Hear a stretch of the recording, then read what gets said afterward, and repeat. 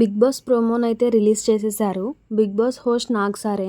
Big Boss buzz host maybe Prerana అనుకుంటున్నాం. ఇంకా confirm అవ్వలేదు.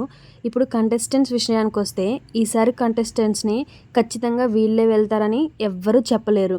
ఎందుకంటే కామన్ మ్యాన్ కేటగిరీ సెలక్షన్స్ జరుగుతున్నాయి కాబట్టి అందులో కామన్ మ్యాన్స్ని సెలెక్ట్ చే వాళ్ళకు కూడా ఒక కాంటెస్ట్ పెడతారని టాక్ ఉంది. దాంతోపాటు జనల్ని ఇంక్లూడ్ చేస్తారని కూడా టాక్ ఉంది.